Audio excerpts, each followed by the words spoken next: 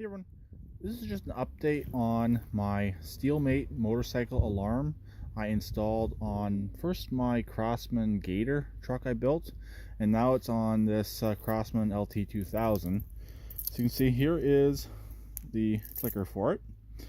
This is roughly 2.5–3 years after I installed the unit. Let's see if it still works.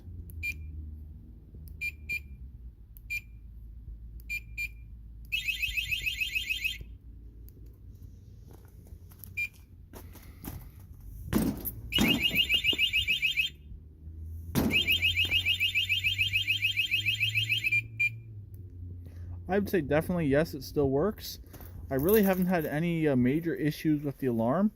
When I transferred the alarm to this particular tractor, I forgot to hook up the front indicator lights.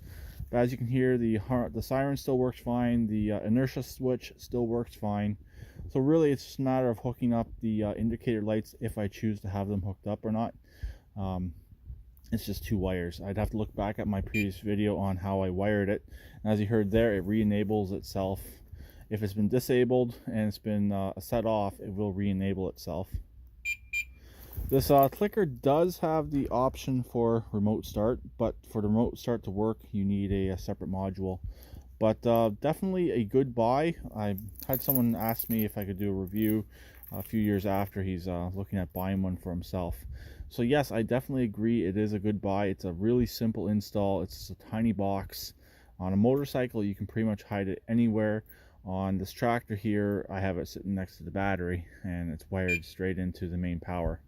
See, it does beep like that. That's normal for this this thinking you want it armed, but you have to disarm a couple times and it shouldn't rearm itself. But there's the quick view of the Steelmate motorcycle alarm I installed on a lawn tractor.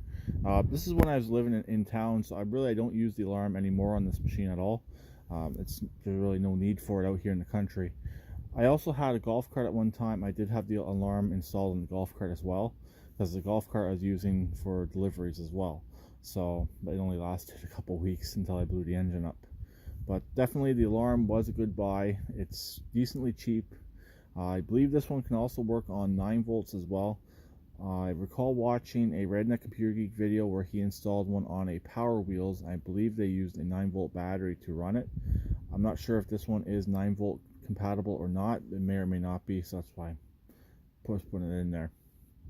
But here it is, about roughly 2.5–3 years after. The alarm still works fine. I'll talk to him later.